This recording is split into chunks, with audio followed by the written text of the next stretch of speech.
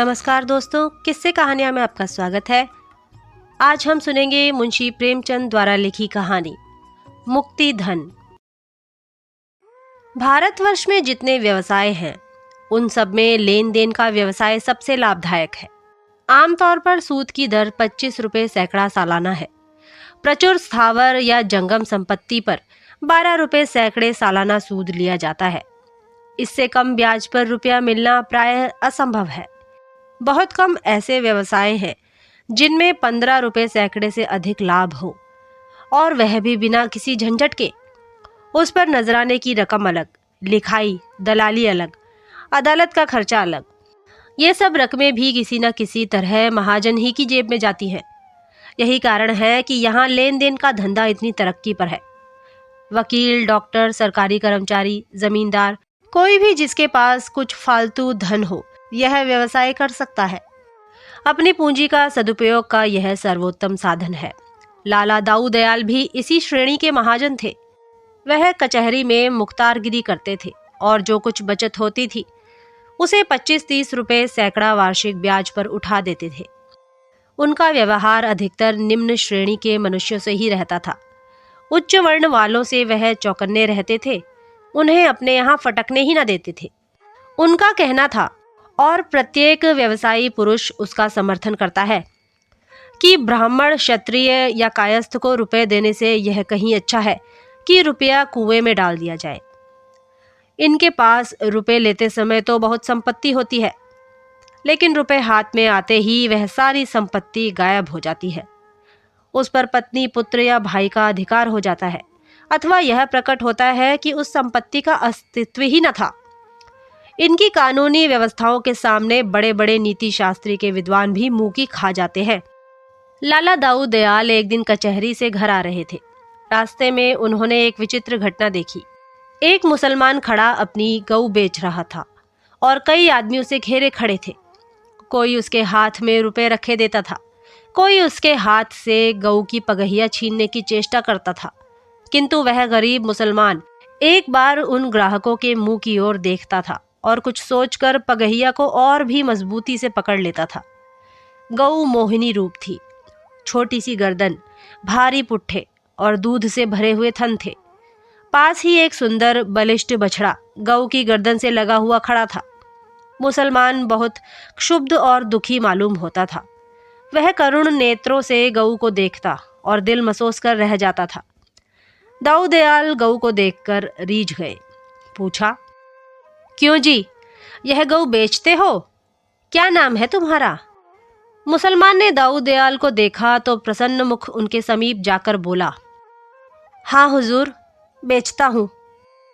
दाऊ बोले, कहाँ से लाए हो? तुम्हारा नाम क्या है? मुसलमान बोला, नाम तो है रहमान, पचौली में रहता हूँ। दाऊ दयाल बोले, दूध देती है? मुसलमान बोला, हाँ हुजूर, एक बेला में 3 सेर दूह लीजिए। अभी दूसरा ही तो बेत है। इतनी सीधी है कि बच्चा भी दूह ले। बच्चे पैर के पास खेलते रहते हैं, पर क्या मजाल कि सिर भी हिलावे। दाऊ दयाल बोले, कोई तुम्हें यहाँ पहचानता है? मुख्तार साहब को शुबहा हुआ कि कहीं चोरी का माल ना हो। मुसलमान बोला, नहीं हुजूर, गरीब आदमी हूँ, मेरी किसी से जान पहचान नहीं है। दाऊ दयाल बोले, क्या दाम मांगते हो? रहमान ने 50 रुपए बताए। मुख्तार साहब को 30 रुपए का माल जचा। कुछ देर तक दोनों ओर से मोल भाव होता रहा। एक को रुपयों की गरज थी और दूसरे को गऊ की चाह। सौदा पटने में कोई कठिनाई ना हुई। 35 रुपए पर सौदा तय हो गया। रहमान ने सौदा तो चुका दिया, पर अब भी वह मोह के बंधन में पड़ा हुआ था। कुछ देर तक सोच में डूबा खड़ा रहा। फिर गऊ को लिए मंदगति से दाऊ दयाल के पीछे पीछे चला। तब एक आदमी ने कहा, अबे हम 36 रुपए देते हैं, हमारे साथ चल। रहमान बोला, नहीं देते तुम्हें, क्या कुछ जबरदस्ती है? दूसरे आदमी ने कहा, हमसे 40 रुपए ले लो, अब तो खुश हुआ। यह कहकर उसने रहमान के हाथ से गाय को लेना चाहा, मगर रहमान ने हामी ना भरी। आखिर उन सब ने निराश होकर अपनी राह ली।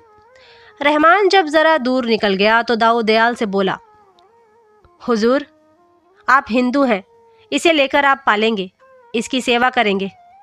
ये सब कसाई हैं, इनके हाथ मैं 50 रुपए को भी कभी ना बेचता। आप बड़े मौके से आ गए, नहीं तो ये सब जबरदस्ती से गऊ को छीन ले जाते। बड़ी विपत में पड़ गया हूँ सरकार, तब यह गाय बेचने निकला हूँ, नहीं तो इस घर की लक्ष्मी को कभी ना बेचता। इसे अपने हाथों से पाला पोसा है, कसाईयों के हाथ कैसे बेच देता। सरकार, इसे जितनी ही खली देंगे उतना ही यह दूध देगी। भैंस का दूध भी इतना मीठा और गाढ़ा नहीं होता। हुजूर से एक अर्ज और है, अपने चरवाहे को डांट दीजिएगा कि इसे मारे पीटे नहीं। दाऊ दयाल ने चकित होकर रहमान की ओर देखा। भगवान, इस श्रेणी के मनुष्य में भी इतना सौजन्य, इतनी सहृदयता। यहाँ तो बड़े बड़े तिलक त्रिपुंडधारी महात्मा कसाईयों के हाथ गऊओं को बेच जाते हैं, एक पैसे का घाटा भी नहीं उठाना चाहते। और यह गरीब 5 रुपए का घाटा सहकर इसलिए मेरे हाथ गऊ बेच रहा है कि यह किसी कसाई के हाथ ना पड़ जाए। गरीबों में भी इतनी समझ हो सकती है। उन्होंने घर आकर रहमान को रुपए दिए। रहमान ने रुपए गांठ में बांधे, एक बार फिर गऊ को प्रेम भरी आंखों से देखा और दाऊ दयाल को सलाम करके चला गया। रहमान एक गरीब किसान था और गरीब के सभी दुश्मन होते हैं। जमींदार ने इजाफा लगान का दावा दायर किया था। उसी की जवाबदेही करने के लिए रुपयों की जरूरत थी। घर में बैलों के सिवा और कोई संपत्ति न थी। वह इस गऊ को प्राणों से भी प्रिय समझता था, पर रुपयों की कोई तदबीर न हो सकी तो विवश होकर गाय बेचनी पड़ी। पचौली में मुसलमानों के कई घर थे। अब की कई साल के बाद हज का रास्ता खुला था। पाश्चात्य महासमर के दिनों में राह बंद थी। गांव के कितने ही स्त्री पुरुष हज करने चले।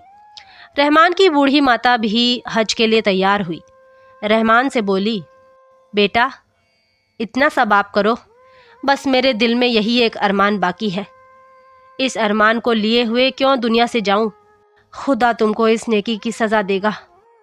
मातृभक्ति ग्रामीणों का विशिष्ट गुण है। रहमान के पास इतने रुपए कहाँ थे कि हज के लिए काफी होते, पर माता की आज्ञा कैसे टालता। सोचने लगा, किसी से उधार ले लूं, कुछ अब की ऊख पेर कर दे दूंगा, कुछ अगले साल चुका दूंगा। अल्लाह के फजल से ऊख ऐसी हुई कि कभी ना हुई थी। यह माँ की दुआओं का ही फल है। मगर किससे लूं? कम से कम 200 रुपए हों तो काम चले। किसी महाजन से जान पहचान भी तो नहीं है।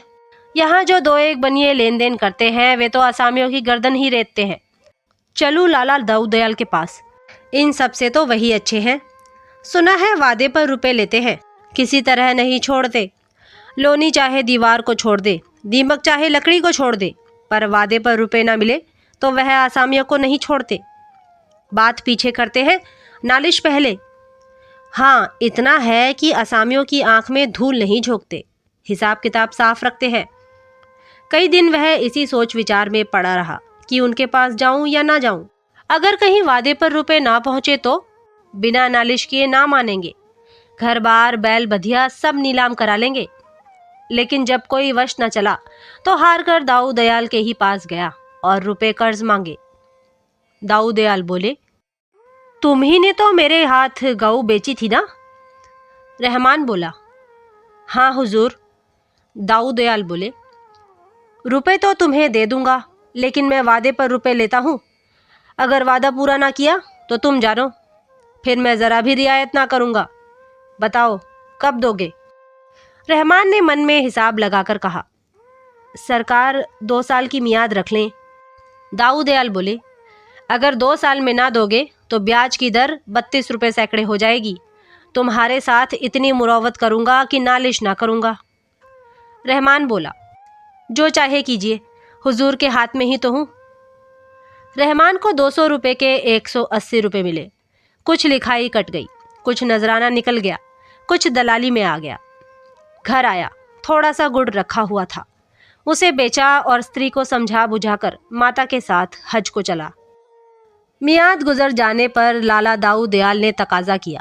एक आदमी रहमान के घर भेजकर उसे बुलाया और कठोर स्वर में बोले, क्या अभी 2 साल नहीं पूरे हुए? लाओ, रुपए कहाँ हैं?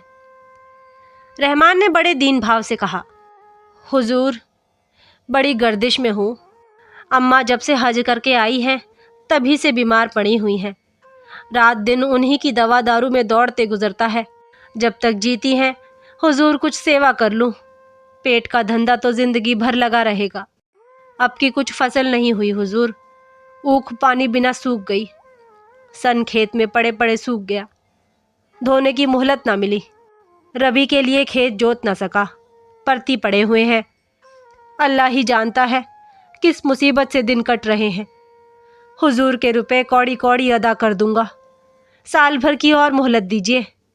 अम्मा अच्छी हुई और मेरे सर से बला टली। दाऊ दयाल ने कहा, 32 रुपए सैकड़े ब्याज हो जाएगा। रहमान ने जवाब दिया, जैसी हुजूर की मर्जी। रहमान यह वादा करके घर आया तो देखा माँ का अंतिम समय आ पहुंचा है। प्राण पीड़ा हो रही है। दर्शन बदे थे सो हो गए। माँ ने बेटे को एक बार वात्सल्य दृष्टि से देखा, आशीर्वाद दिया और परलोक सिधारी। रहमान अब तक गर्दन तक पानी में था, अब पानी सिर पर आ गया। इस वक्त पड़ोसियों से कुछ उधार लेकर दफन कफन का प्रबंध किया, किंतु मृत आत्मा की शांति और पारितोष के लिए ज़कात और फातिहे की ज़रूरत थी। कब्र बनवानी ज़रूरी थी। बिरादरी का खाना, गरीबों को खैरात, कुरान की तलावत और ऐसे कितने ही संस्कार करने परमावश्यक थे। मातृ सेवा का इसके सिवा अब और कौन सा अवसर हाथ आ सकता था। माता के प्रति समस्त सांसारिक और धार्मिक कर्तव्यों का अंत हो रहा था। फिर तो माता की स्मृति मात्र रह जाएगी, संकट के समय फरियाद सुनाने के लिए।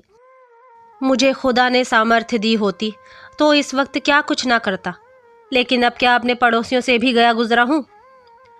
उसने सोचना शुरू किया, रुपए लाऊं कहाँ से। अब तो लाला दाऊ दयाल भी न देंगे। एक बार उनके पास जाकर देखूं तो सही, कौन जाने मेरी विपत का हाल सुनकर उन्हें दया आ जाए। बड़े आदमी हैं, कृपा दृष्टि हो गई तो 100-200 उनके लिए कौन सी बड़ी बात है। इस भांति मन में सोच विचार करता हुआ वह लाला दाऊ दयाल के पास गया। रास्ते में एक एक कदम मुश्किल से उठता था। कौन मुंह लेकर जाऊं, अभी 3 ही दिन हुए हैं। साल भर में पिछले रुपए अदा करने का वादा करके आया हूं। अब जो 200 रुपए और मांगूंगा तो वह क्या कहेंगे। मैं ही उनकी जगह पर होता तो कभी ना देता। उन्हें जरूर संदेह होगा कि यह आदमी नियत का बुरा है। कहीं दुत्कार दिया, घुड़कियां दी तो पूछे, तेरे पास ऐसी कौन सी बड़ी जायदाद है जिस पर रुपए की थैली दे दूं, तो क्या जवाब दूंगा। जो कुछ जायदाद है वह यही दोनों हाथ है, उसके सिवा यहाँ क्या है। घर को कोई सेंत भी ना पूछेगा।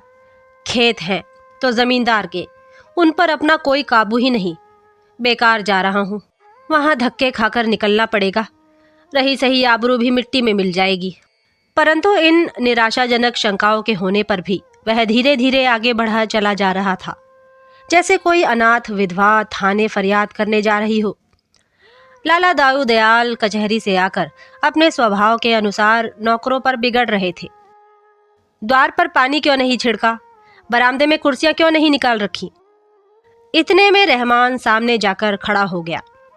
लाला साहब झल्लाए तो बैठे थे, रुष्ट होकर बोले, तुम क्या करने आए हो जी, क्यों मेरे पीछे पड़े हो। मुझे इस वक्त बातचीत करने की फुर्सत नहीं है। रहमान कुछ ना बोल सका। यह डांट सुनकर इतना हताश हुआ कि उल्टे पैरों लौट पड़ा। हुई ना वही बात, यही सुनने तो मैं आया था। मेरी अकल पर पत्थर पड़ गए थे। दाऊ दयाल को कुछ दया आ गई। जब रहमान बरामदे के नीचे उतर गया तो बुलाया। जरा नर्म होकर बोले, कैसे आए थे जी, क्या कुछ काम था। रहमान बोला, नहीं सरकार, यूं ही सलाम करने चला आया था। दाऊ दयाल बोले, एक कहावत है, सलामे रोस्ताई बेगरज नेस्त। किसान बिना मतलब के सलाम नहीं करता। क्या मतलब है कहो। रहमान फूट फूट कर रोने लगा। दाऊ दयाल ने अटकल से समझ लिया, इसकी माँ मर गई। पूछा, क्यों रहमान, तुम्हारी माँ सिधार तो नहीं गई। रहमान बोला, हाँ हुजूर, आज 3रा दिन है। दाऊ दयाल बोले, रोना, रोने से क्या फ़ायदा, सब्र करो। ईश्वर को जो मंजूर था वह हुआ। ऐसी मौत पर गम ना करना चाहिए। तुम्हारे हाथों उनकी मिट्टी ठिकाने लग गई। अब और क्या चाहिए? रहमान बोला, हुजूर, कुछ अर्ज करने आया हूँ, मगर हिम्मत नहीं पड़ती। अभी पिछला ही पड़ा हुआ है और अब किस मुंह से मांगू। लेकिन अल्लाह जानता है, कहीं से एक पैसा मिलने की उम्मीद नहीं, और काम ऐसा आ पड़ा है कि अगर ना करूं तो जिंदगी भर पछतावा रहेगा। आपसे कुछ कह नहीं सकता, आगे आप मालिक हैं। यह समझकर दे दीजिए कि कुएं में डाल रहा हूँ। जिंदा रहूंगा तो एक एक कौड़ी मैं सूद के अदा कर दूंगा, मगर इस घड़ी नहीं ना कीजिएगा। दाऊद दयाल बोले, 300 तो हो गए, 200 फिर मांगते हो? 2 साल में कोई 700 रुपये हो जाएंगे, इसकी खबर है या नहीं?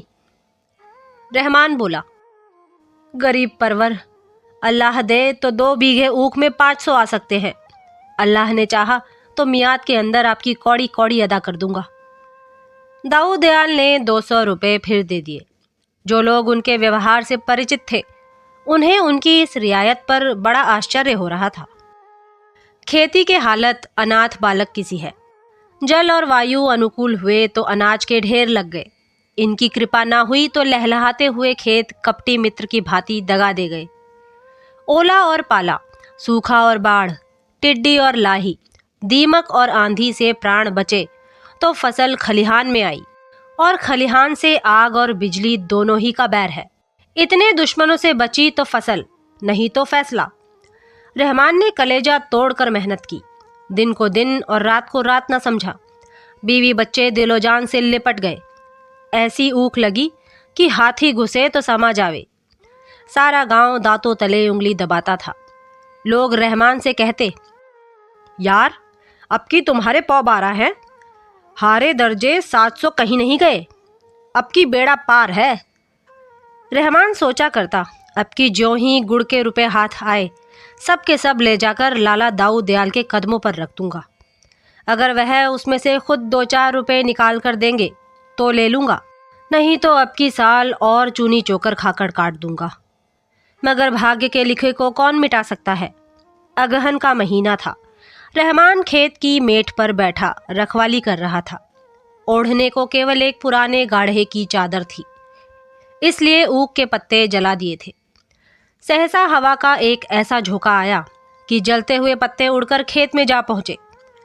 आग लग गई। गांव के लोग आग बुझाने दौड़े, मगर आग की लपटें टूटते तारों की भांति एक हिस्से से उड़कर दूसरे सिरे पर जा पहुंचती थी। सारे उपाय व्यर्थ हुए। पूरा खेत जलकर राख का ढेर हो गया, और खेत के साथ रहमान की सारी अभिलाषाएं नष्ट भ्रष्ट हो गई। गरीब की कमर टूट गई, दिल बैठ गया, हाथ पांव ढीले हो गए। परोसी हुई थाली सामने से छिन गई। घर आया तो दाऊद दयाल के रुपयों की फिक्र सिर पर सवार हुई। अपनी कुछ फिक्र न थी, बाल बच्चों की भी फिक्र न थी। भूखों मरना और नंगे रहना तो किसान का काम ही है। फिक्र कर्ज की है। दूसरा साल बीत रहा है। 2-4 दिन में लाला दाऊद दयाल का आदमी आता होगा। उसे कौन मुंह दिखाऊंगा? चलकर उन्हीं से चिरौरी करूं कि साल भर की मोहलत और दीजिए। लेकिन साल भर में तो 700 के 900 हो जाएंगे। कहीं नालिश कर दी तो 1000 ही समझो। साल भर में ऐसी क्या हुन बरस जाएगी।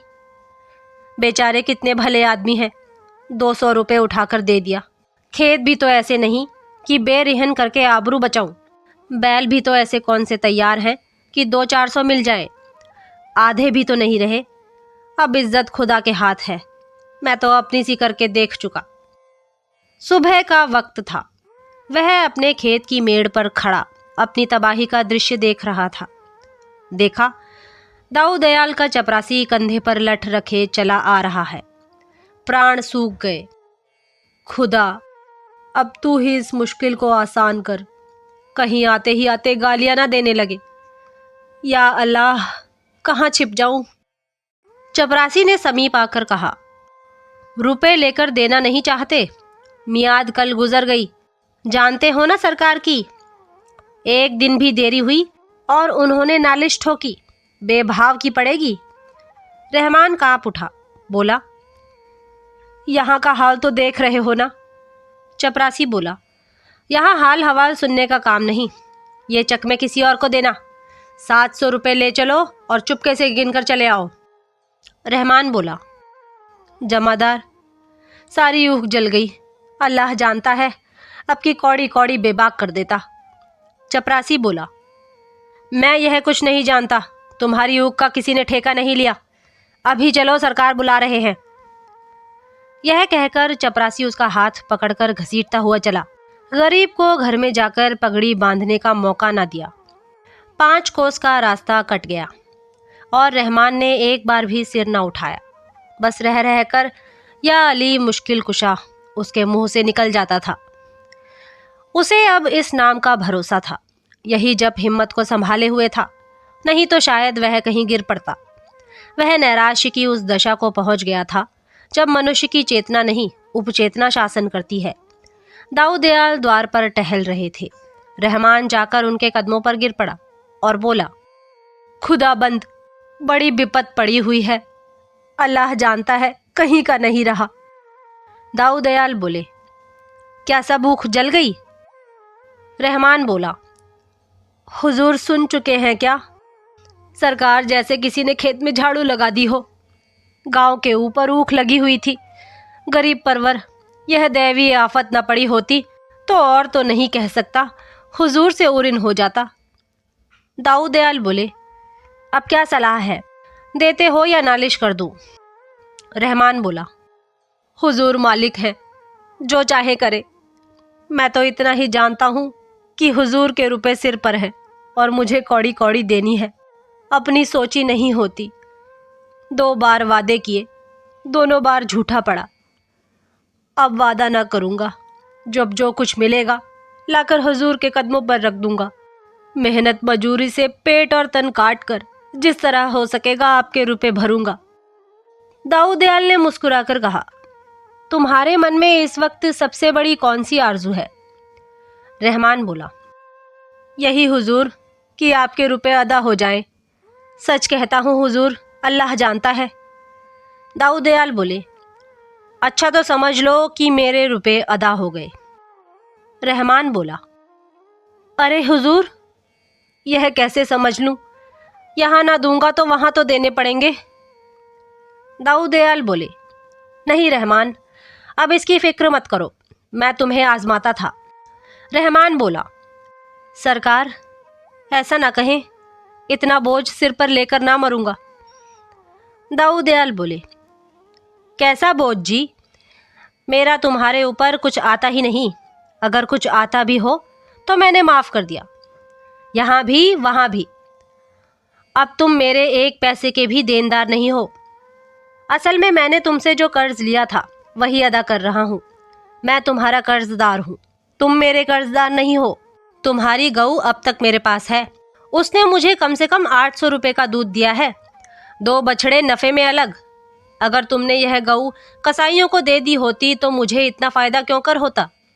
तुमने उस वक्त 5 रुपये का नुकसान उठाकर गऊ मेरे हाथ बेची थी। वह शराफत मुझे याद है। उस एहसान का बदला चुकाना मेरी ताकत से बाहर है। जब तुम इतने गरीब और नादान होकर एक गऊ की जान के लिए 5 रुपये का नुकसान उठा सकते हो, तो मैं तुम्हारी 100 गुनी हैसियत रखकर अगर 400-500 रुपये माफ कर देता हूँ तो कोई बड़ा काम नहीं कर रहा हूँ।